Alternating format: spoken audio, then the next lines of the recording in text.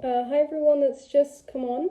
I'm going to give it, perhaps a minute to just see how many people join. And then once we've maybe got some traction and people have been able to kind of join and participate, we can start. Yeah, so we're at 10 now. I'll just give it an extra minute perhaps.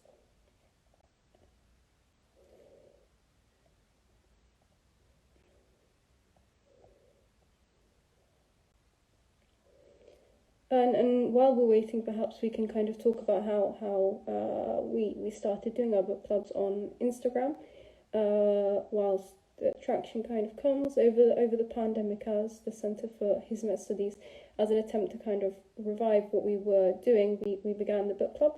We had read a couple of books, academic books, in private, and then we wanted to increase the audience to as many people as possible, and a couple of ideas were kind of passed around, but we thought that Instagram is a platform where many people are, and it can hopefully allow some room for engagement, and then we decided to go for this platform when doing the book clubs. So this is, I believe, our sixth book that we're doing, the second version of the book club being online. And we're coming close to 20 people now, so I'll just start with the content of the book club, and hopefully as people come in they can catch up, and I'm very excited today to announce that you won't just be seeing me on your screen. We have the author of the book that we're reading today, Dr. Bulent with us.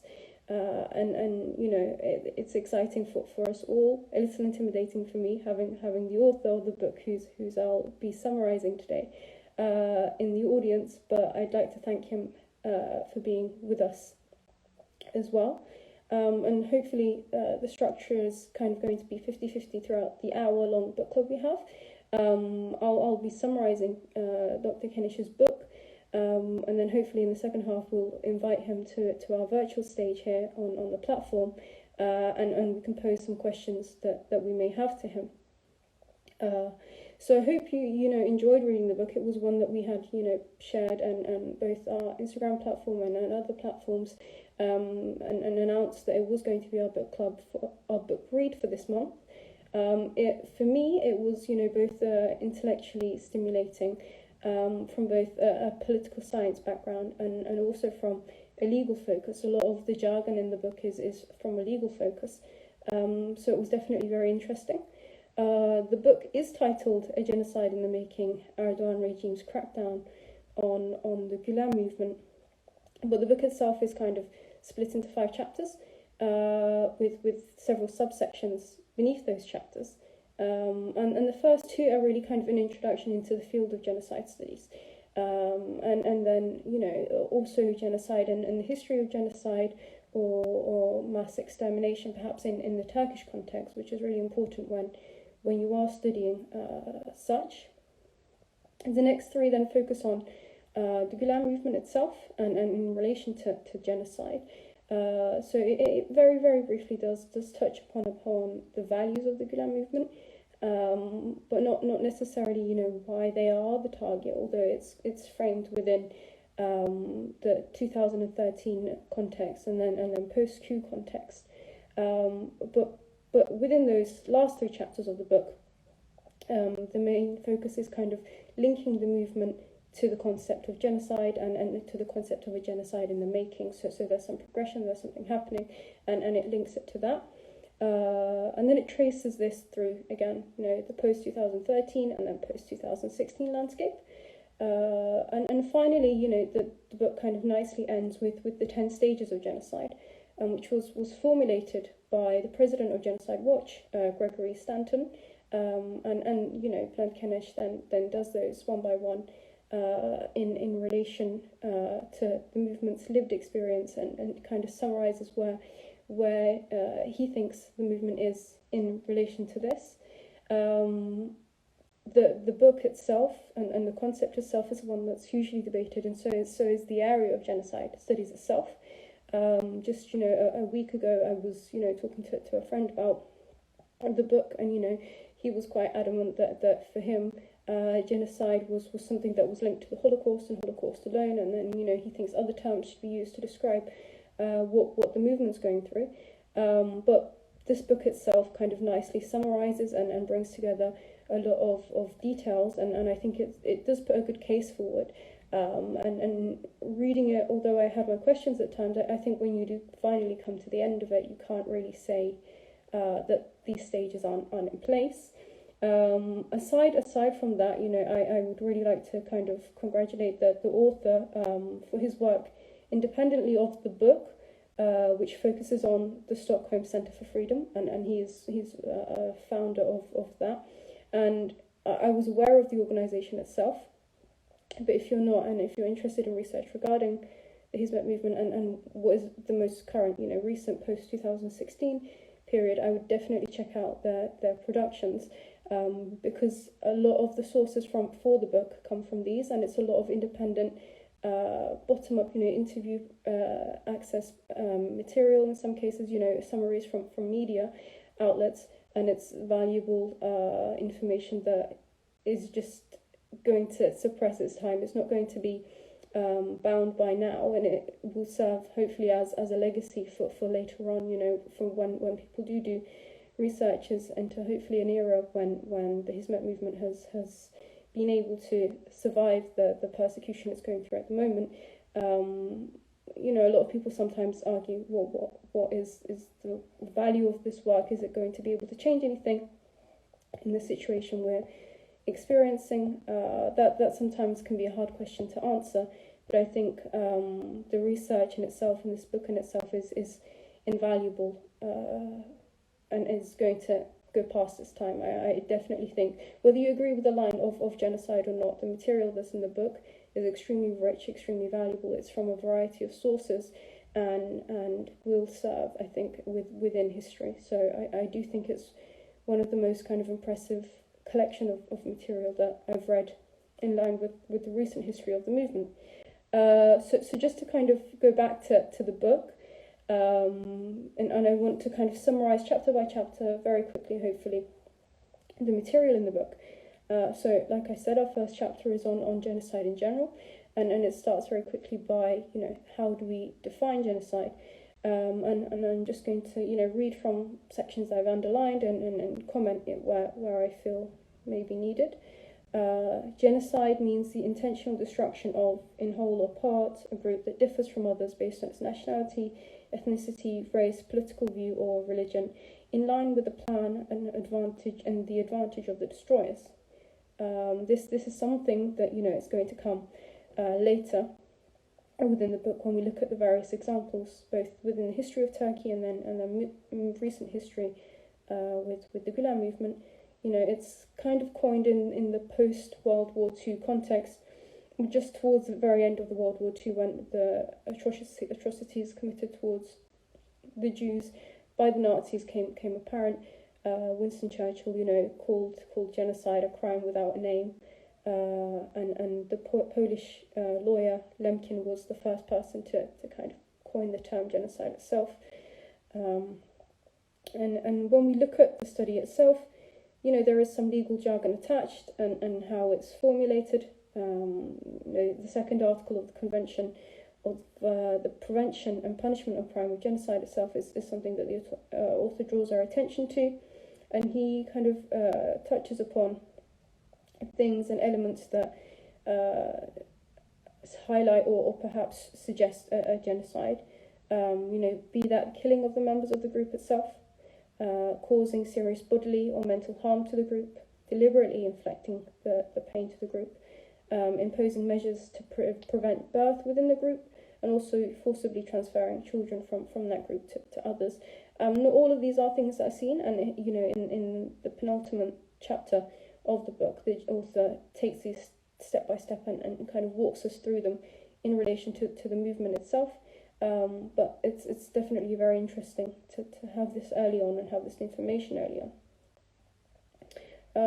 The second part of that chapter is focusing on the different types of genocides, and he classifies these as being ideological genocide, similar to within the Nazi ideology, Jews having a central place, pragmatic genocide. This is something that you see in perhaps the West Indies, American Indians in the context of America. Domestic and international genocides carried out by dictatorial regimes. Economic genocide, cultural genocide, being different types of genocides that come up. The development of the law and prevention and punishment of genocide is also kind of quickly reviewed here, and the author draws our attention to the UN General Assembly in 1948 and Resolution 260, which reads, the contracting parties confirm that genocide, whether committed in time of peace or time of war, is a crime under international law, which they undertake and prevent, punish. So, whether this is situated within war, so, within the context of World War II, or perhaps within the context of Turkey itself today, not being in an open civil war situation, perhaps, or not being open in an international war at all. If one was to coin what was happening to the Gulen movement as a genocide, one could, within the framework of this definition.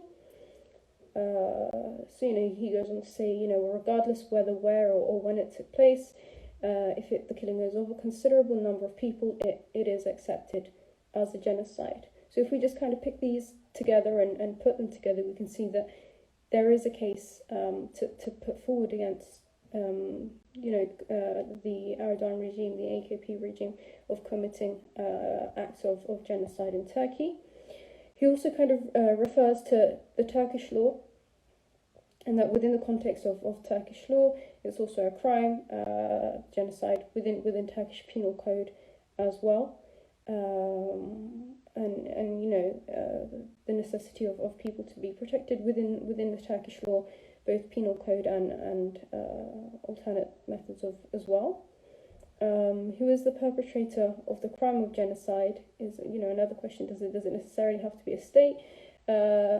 It does not necessarily have to be a state, but within the context that we are analysing of the Hizmet movement, you do see that it is the state apparatus, political power that is perpetrating the crime. There is no legal justification that can absolve the perpetrator of criminal liability within the context of Turkey. So said, but how the laws are played out is different.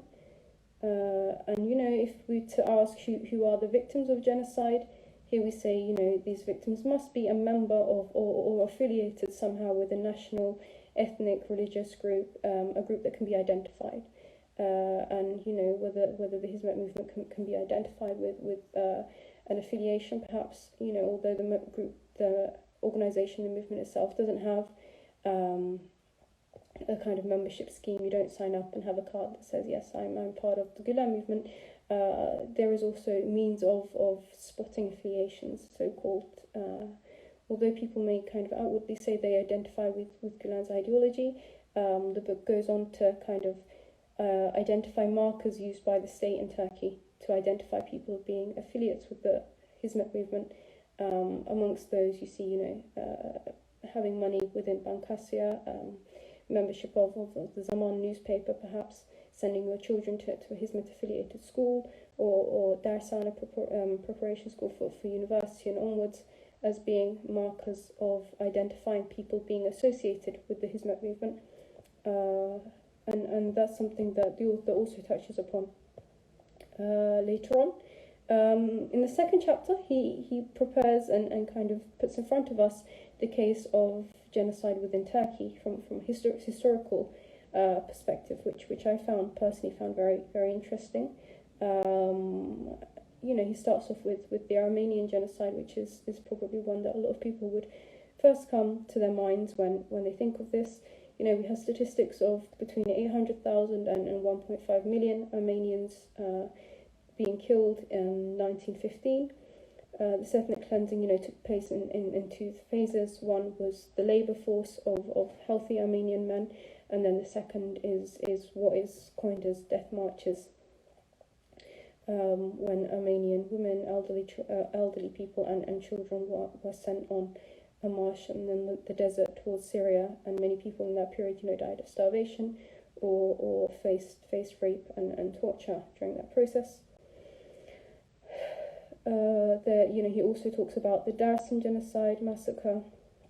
He talks about property tax.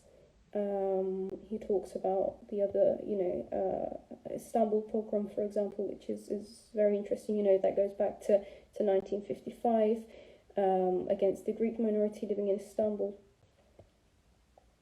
And he also talks about how within this case, martial laws are linked to the genocide, and how the state actually plays a role in instituting it. So within the pogrom that I just mentioned, 2 weeks before the events, martial law was declared in Istanbul, Ankara and Izmir, the kind of hubs, the largest, busiest cities of Turkey, where most of the kind of action or conflict would have been expected anyway.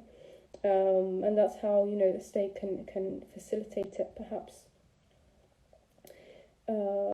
And in that example, with instructions, the security forces attacked houses, workplaces, and churches of the Greek minority in Istanbul.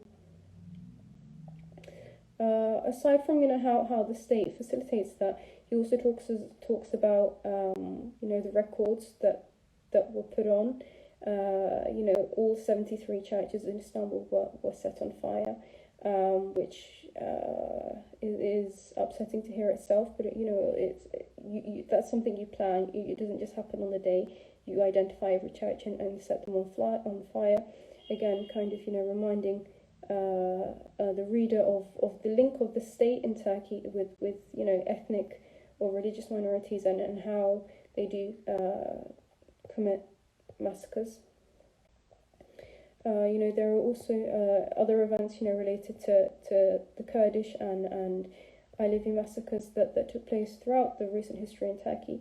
The Sivas massacre, for example, the ongoing Kurdish crackdown, and this is one that's been very kind of tied into transitional justice mechanisms itself. The diaspora, the Kurdish diaspora has tried to kind of lobby, in a sense, the European Union, the Court of Human Rights, to kind of put pressure on Turkey to have some measures, and this was done to some extent, during the Kurdish peace process, but it was, it stalled once Erdogan's political stance changed and had turned his back on the European Union, and it was no longer needed. Just to kind of touch upon very recent history of Kurdish politicians, and mayors being thrown in jail, as similarly with Kurdish journalists, and these are things that you can see in parallel to happening with the Hizmet movement. So you see journalists and affiliates of the Hizmet movement being put in jail. You see teachers being put in jail. That happened to the Hizmet movement, but it's also happened to 10,000 Kurds in very recent history. In the post-2016 climate in Turkey, which I think is important to kind of touch upon as things that are happening in parallel to one another. The discourse of the Hizmet movement as being, the enemy of the state or the kind of main terrorist in the eyes of Turks, I think is undeniable. But there is a kind of a parallel, whether you want to coin it a genocide or not, happening at the same time in the climate of Turkey at the moment. I think he very nicely, there's a sentence that I've underlined.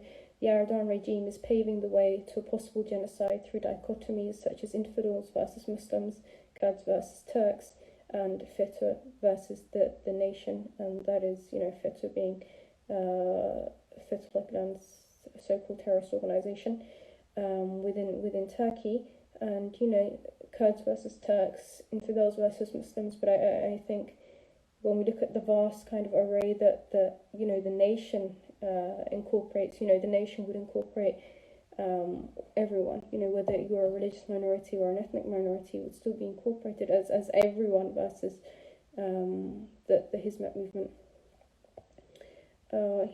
He touches upon Erdogan's political stance. When he formed the AKP, he had said that he'd taken off his milli görüş or Islamist kind of nationalist, ultra nationalist shirt off, and he was there, to kind of push for a more liberal agenda in line with EU accessions that Erdogan has started. And for a very long time, you do see the majority of positive changes in Turkey made through the AKP, and the AKP certainly did kind of was the catalyst in Turkey for change in going towards the European Union and the pluralistic values that they do at least state that they uphold, but that is later on reversed, and Erdogan puts again on his phase of being a political Islamist, which he's upholding again, the ultra-nationalist and Islamist discourse. Within these discourses and alliances that Erdogan has made, being anti-Western, anti-Christian, anti-Jewish, anti-Kurd, anti-Gulenist to say, is a larger, more both racist and discriminatory stance that I think the Turkish state has actually ever seen, because it incorporates everyone other than himself, or anyone who would be brave enough to say no to perhaps some of his policies and ideas. And this is something that Bulent claims and phrases being an Islamofascist regime, which is I was very interested in hearing further about why and how he coined this term. He has several examples about what was done within the AKP, but I have 8 minutes left to touch on 3 more chapters, so I'm going to, although I want to touch upon these sections, going to skip them and hope that you have read the book, or if you haven't, that you do get the chance to read, because like I said at the beginning, it's a very invaluable piece of work. So just want to touch upon the distinctive features of the Gulen movement, and how it was kind of brought under and criminalized, and how it was kind of changed from being this empowering and liked organization or movement within the Turkish context. It was free, relatively free. They had their own kind of media channels or affiliated media channels. They had their own affiliated schools. They had their own, they had businessmen who were in favor of the movement and would support the movement through their business means. They had, their own private universities. From being relatively free within the matter of a couple of years, being victim to what is Bulent is coining as a possible genocide in the making. So I mean, for Kenesh, this starts towards the end of 2013 with the Turkish government being charged for some money laundering purposes, and I don't know if you'll remember, there was money hidden in shoeboxes, and people were debating on where and who and how that had happened. The Gulen affiliated media, did press up on that, and also the police officers involved in that were labelled as being Gulenists, and from that moment onwards, really, everything around the Gulen movement changed. That definitely, I think, is the changing point in Turkey, and I remember very vaguely, it's nearly 10 years ago now, but I remember that being on the news, and it was something that was a non-stop, turning phase in Turkey. And from that, like I say, the Gulen movement became Erdogan's number one enemy, and then his agenda himself changed to kind of facilitate the demonization of the movement, both within his own discourse and his own circle, and also within the state. And he did that through various discourse practices that was to follow, even within a couple of months. So it wasn't something that a lot of people think of as a post-2016 measure, but something that happened earlier on. But something that kind of set the Gulen movement apart from other Muslim movements is something that Kenesh touches upon, which is, I think, important to kind of understand how the Gulen movement is identified within a certain sphere, and it occupies its own space in Turkey, and it occupied its own space in Turkey because of the stance of tolerance and dialogue that it was advocating. Gulen was one of the first, Turkish Islamic religious leaders to kind of open itself and want to meet and invite other leaders within the country and globally, whether that was with the Pope, John Paul II, whether that was, with Jewish leaders.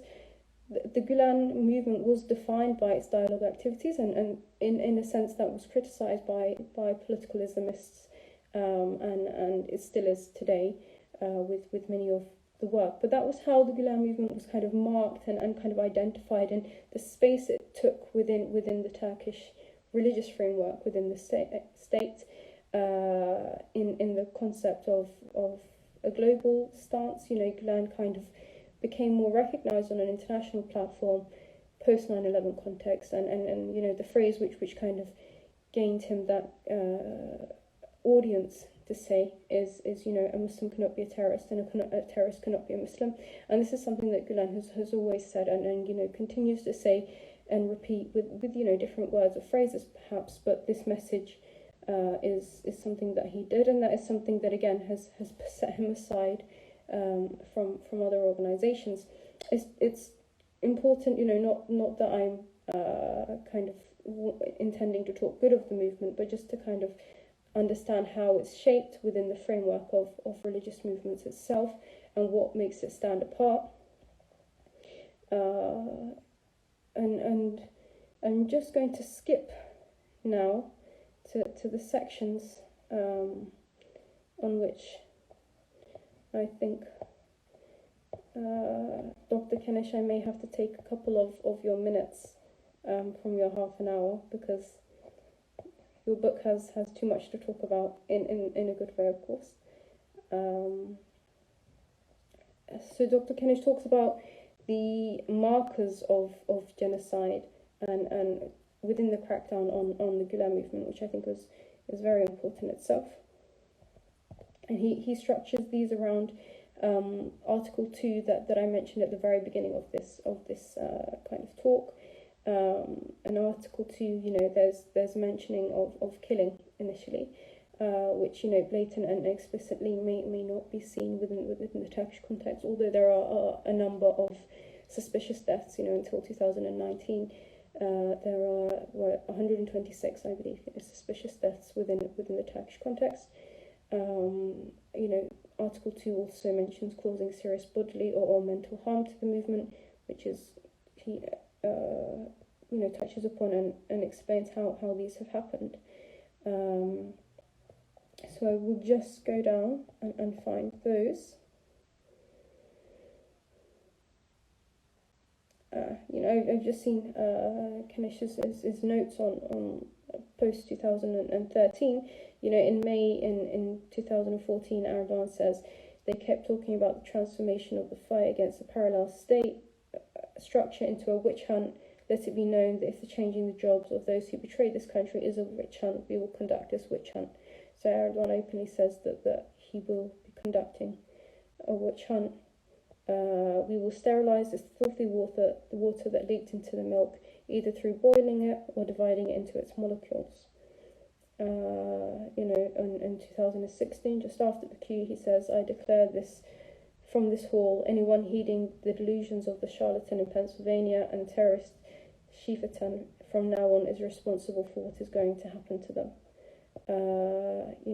Having a very clear warning that anything can go. I will just skip to the very end.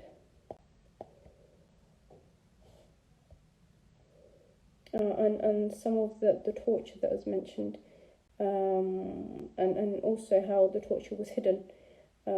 He goes on to say, when a high-ranking military officer testified in court that he had been tortured, the policeman who had tortured him, in order to prevent the incorporation of his testimony into the minutes of the hearing, put their guns on the table and threatened the judge, saying it would be very easy to take you into custody.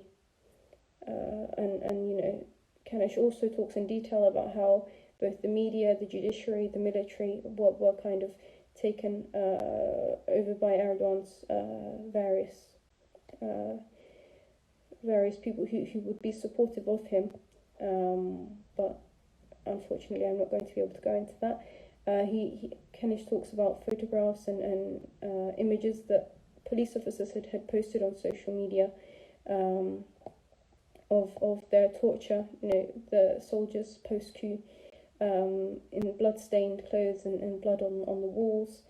There are a lot of detail of torture in this report, which is, I think, one of the most valuable elements of the report, and the fact that they have been documented in a situation in Turkey, where I just said, you can have in a court setting a police officer putting his gun down and saying, if you take these into the minutes, I can put you into jail, to the valuable work that the Stockholm Centre for Freedom has done in actually reporting and documenting these, which I think is very important. 260,000 inmates were being held in Turkey's prisons, which have a capacity of 220,000, so there's a surplus of 40,000 people, and that is in the case where 38,000 people who were in there for other crimes other than being affiliated with the Gulen movement were actually set free to kind of open more spaces. There were also various kind of news productions on the fact that extra prisons were going to be made to host members of the Gulen movement itself. Suspects and detainees were systematically tortured in places such as sports halls and factory buildings, where they were held in large groups and where supervision was impossible. Water was given out at times with 160 people and one toilet within this sport facility. People had felt ill post that. Dr. Kenish, I'm just going to take a couple more minutes and hopefully share the very end of the last chapter just before your conclusion. Unfortunately, I'm going to have to skip a lot of this detail, which is important. There is some, talk of a psychologist, a psychiatrist who wanted to kind of coin a fetter syndrome, and he's been in contact with university in the UK to kind of have this reported, that patients would anxiously, even though they'd broken a leg, for example, rather than going to the local hospital and being coined as a member of FETA, for example, they would be sent they would want to be sent to a distant hospital. People changing, their grocery stores that they'd been to for a long time because they were worried that, people may connect them with the movement. People who have stopped watching TV altogether because their fear of an irrational fear, because any Gulen affiliated TV channel is now closed, but they would no longer watch TV because people had been taken into jail because they had been seen watching Gulen affiliated media, which was perfectly legal to do pre-coup conditions. The psychologist says, in short, the syndrome has disturbed the psychological balance of society, leading to a mood disorder in society. A very upsetting and shocking statistic for me was the consumption of antipsychotic medication in Turkey has increased from 7 million boxes to 12 million boxes in the last 5 years. Mental health institutions are fully occupied, so you're seeing nearly double of psychiatric cases happening in Turkey, unfortunately. And this is seen, the increase is seen within both Kurdish communities and also communities of affiliation with the Gulen movement. I think just before I invite Dr. Kenish on, I'll mention these. How, what the regime has done. 34,000 public school teachers are now left jobless. 5,000 academics, professors from state universities themselves were left jobless. These people were branded as terrorists and coup plotters. The government shut down 1,000 privately run schools, and within these, 54,000 teachers became unemployed, on top of the other statistics I've mentioned. The BBC, although Turkish state does not kind of have any specific figures, BBC's Turkish service says at least 23,000 academics were dismissed from government and private jobs. following the coup due to an affiliation with the movement.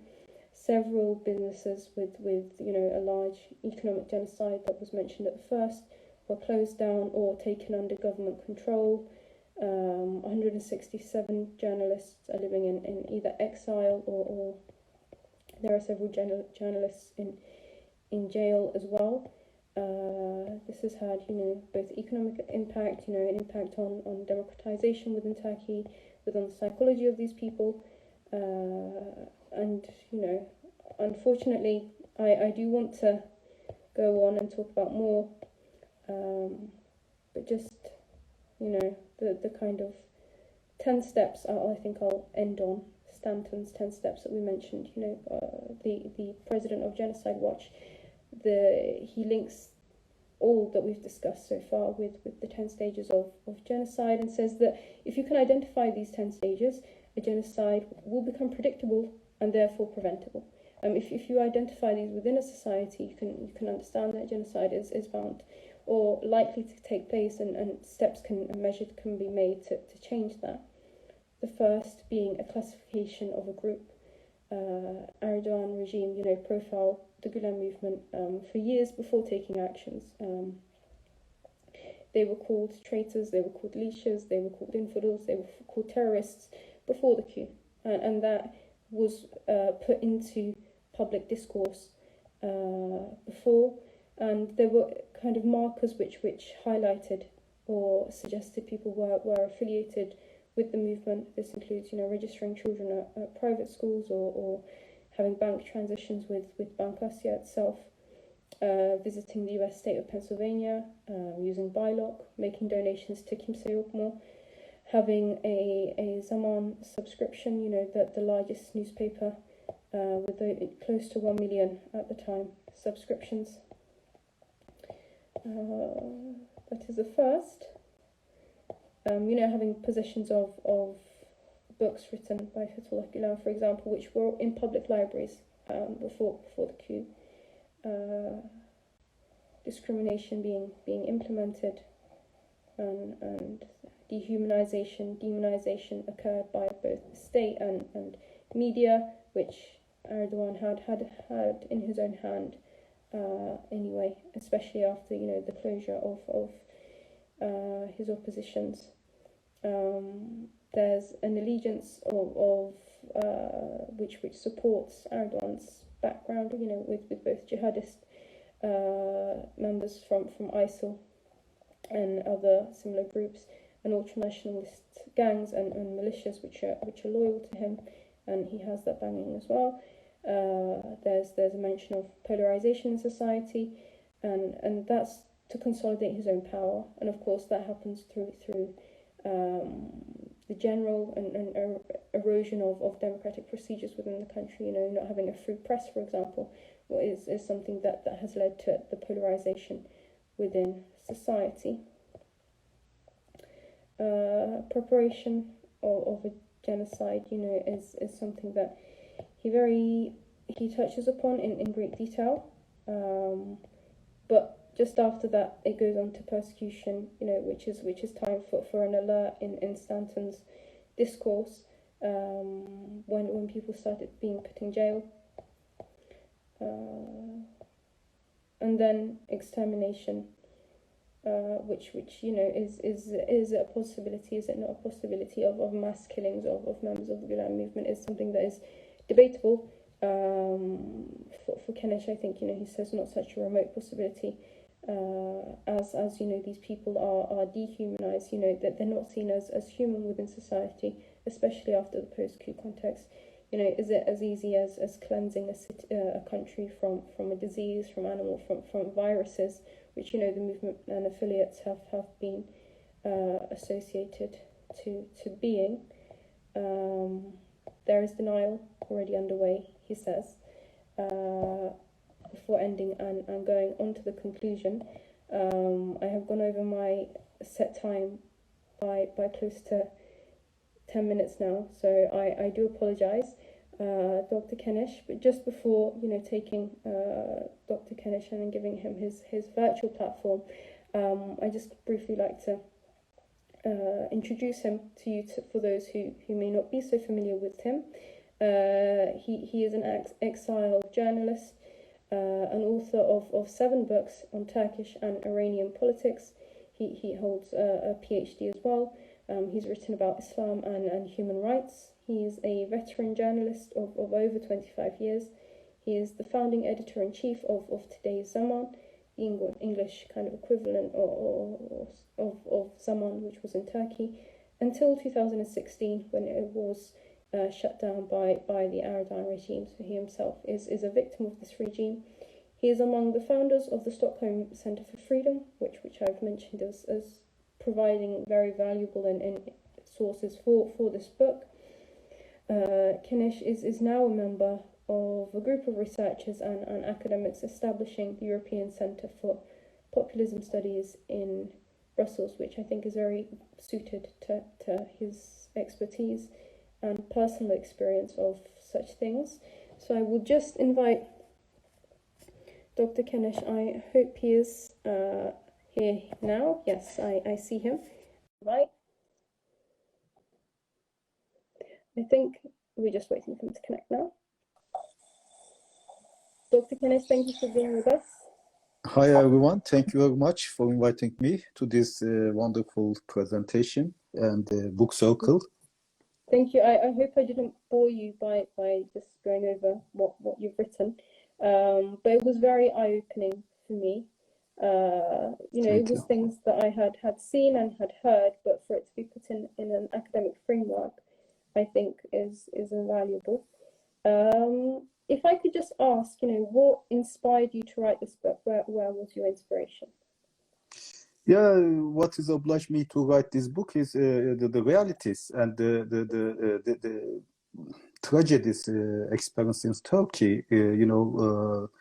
People is experienced deeply and various sorry situations and torture, killings, kidnappings, and seizure of their properties, everything, and thousands of people detained and they put in the prisons. Maybe 1 million or 2 million people directly or indirectly affected in this process. So these are the things that people already experienced. But I have some fears and some nasty predictions that this kind of processes bring much terrible things after this process completed, or the political power that conduct this kind of nasty things plan or sometimes needs to do much more. So I think and I thought that good documented book is necessary to make a red alert for the international community and international organizations to move by basing on the the warning of Stanton numbers of genocide experts saying that all genocide processes or genocide possibilities is predictable. Since it is predictable, it is preventable. So I prefer to use genocide terminology instead of crime against humanity or some kind of other human rights violations kind of terminology. I prefer to use especially genocide terminology because I didn't say that this is a genocide. Of course, there are the numbers of things that be defined as a part of genocide, but at least it is not be systematically applied. How could I say? The extermination of people. It is not realized yet, but the process is continuing, and nobody should be sure about what will bring, what will come after this process. When I analyzed the situation by using the framework of Hasan Kakar and Gregory Stanton's conceptualization of genocide and the stage he systematized, I realized that the threat, the danger is so big that people who live terrible experiences in Turkey maybe will come to face with much bigger dangers, even the volume of genocide. So this is a kind of warning, a preemptive warning to act to prevent these mass killings or mass persecution and possible genocide. Mm-hmm. I'm just wondering, linked to your understanding, perhaps, is that why you defined Erdogan as being Islamofascist? Is it? I mean, you break down the kind of groups that support him. Why have you decided this term? I mean, you don't call him a dictator, although he is. You don't call him a populist, although he is. But you use this term specifically. As I was writing this book, I try to be objective, so I don't use some subjective terminology. I don't prefer to use that. So I used Hasan Kakar's and Stanton's framework of conceptualization, and also I try to prefer to give reference to international legal documents like UN Genocide Convention. But when we come to the realities in Turkey, I have to use a specific concept to define Erdogan, because dictator. There are the different types of dictatorships, but they have some definitions for these dictatorships. For instance, Mussolini is a fascist dictator.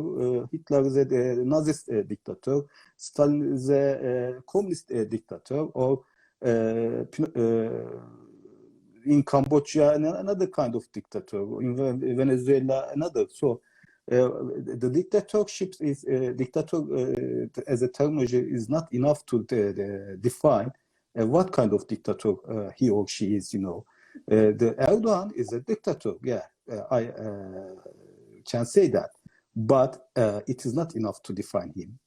What kind of dictator he is? I think Islamofascist. Why Islamofascist? Why fascist?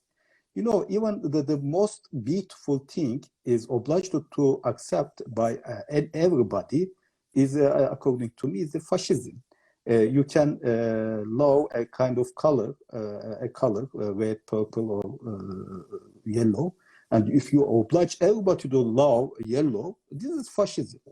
So using Islam as a part of such a nasty terminology seems to numbers of people as it's not a good idea. But this is not about Islam. This is the abusing of Islam to generate fascism. So when we look at closely to Erdogan's doings, and the policies followed by Erdogan regime, the Islam is one of the main element used in propagation, in dehumanization, in otherization, demonization. So even against the Gulen movement, the Islamist terminology is used to define them as heretic, or some people deviated from the main road of Islam. So Islam played an important role in fascism followed by Erdogan. So I prefer to use Islamofascism, despite huge objections from my close circles. I insist that to use it.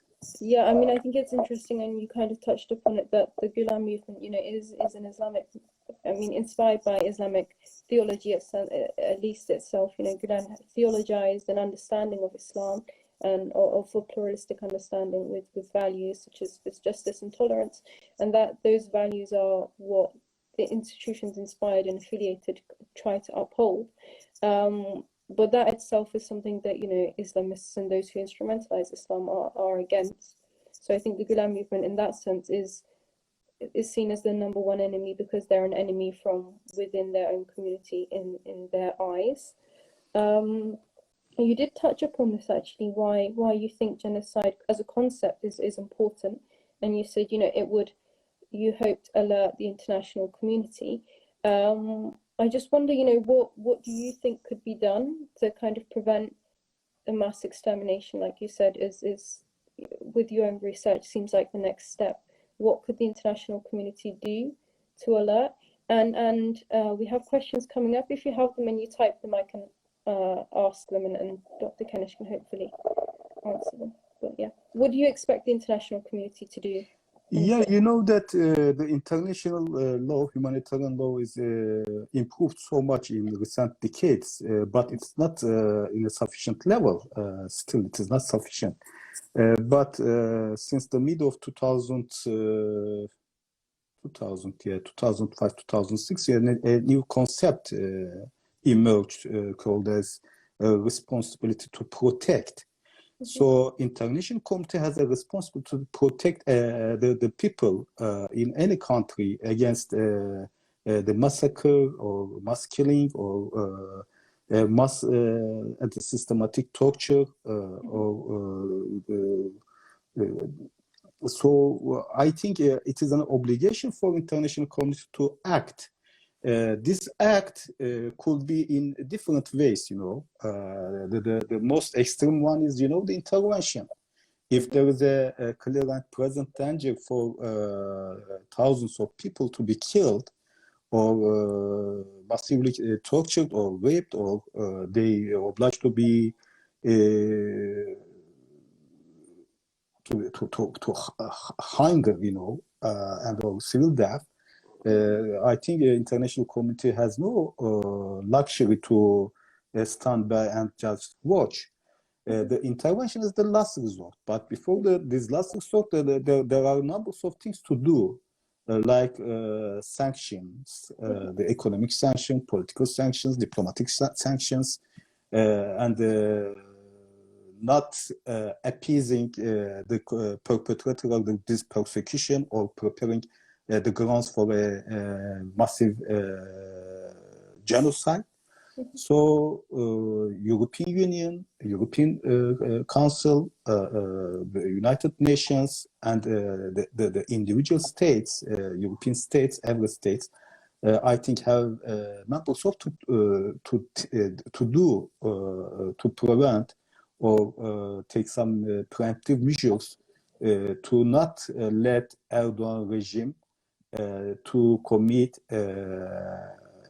crimes in volume of genocide. This is this kind of threat is threatening both Gulen Movement and also the Alawites and also the Kurdish people and some leftist opposition groups. Sometimes people saying and criticizing that why do you prefer to genocide terminology. I didn't urge that this is a genocide, but the process is going there. So in order to be alerting, you know, we have there is no problem using this terminology. I hope and I wish that my fears will not be realized, but this fear is not baseless. You know, these concerns are not baseless. There are lots of evidences in the ground on the field to make people to concern deeper and deeper. Mm-hmm. I mean, I'm just wondering, and I realize this is kind of perhaps a bit of a controversial question in the context of Turkey, but you know, we see, you know, the devastating things happening with Boğaziçi University at the moment, and you're hearing a much louder outcry in the international community. Why is it taking so long? I mean, I know, you know, refugee status for many people who are seeking exile are being accepted in many countries. But why is perhaps a louder stance taking longer? And whilst you answer that, I will look at the questions that have come through. Yeah, unfortunately, there is a selective sensitivity international community. Even in the international human rights organization, make some selections to show their sensitivity. And Hizmet movement is not, or Gulen movement is not the favorite movement for them to raise their voices to protect their rights, even the persecution and even the danger and threat is much bigger than any other threats targeting other social groups or part of community. We can make comparison with Kavala cases and the other cases. Yes, they are also so important to raise voice for and alerting people, but people don't want to see thousands of women, innocent women, put in jail, and the properties of the thousands of people seized. They don't want to see. I don't know. This is I think. And double standard, and yeah, there is a kind of real politics in regard of the states, but even international humanitarian organizations, even human rights organizations, doing the same thing, and it is so surprising for me to see that. I agree, and that's why I kind of phrased the question like that. We just 3 minutes before we end, we have one question by the audience, some comments, but I think this question is important. So if we could end with this question and your thoughts on what your answer would be. What can Hizmet or people affiliated to the Hizmet do and perhaps not do to help draw attention to what's going on in Turkey? So what is your advice for members of the Hizmet movement? Yeah, the Hizmet, the members of the volunteers of the Hizmet movement has no culture of or experience to raise their voices to defend their rights and freedoms, unfortunately.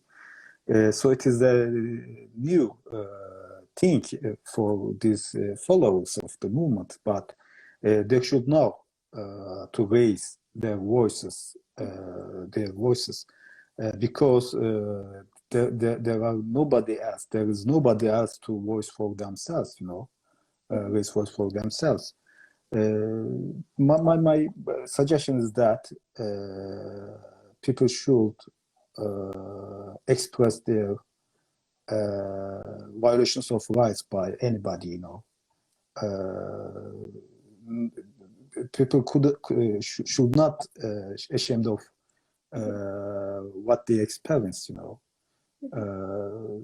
but my only suggestion is that, and I think that's probably easier to say than do, but for people to raise their voice, and do that with different means, both media and legal means as well, is very, very important.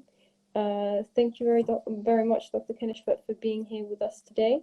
Thank you. Your book was very insightful for myself, at least, and however influential it will be in this very day, I think is up for debates, and so is the concept of genocide. But I think it will be a valuable source for the future when this time is analysed, because of how rich the book is. And I wasn't able to even touch the surface of it. So thank you very much for being here. I thank you for this opportunity. Thank you. Have a nice evening. Yes, thank you.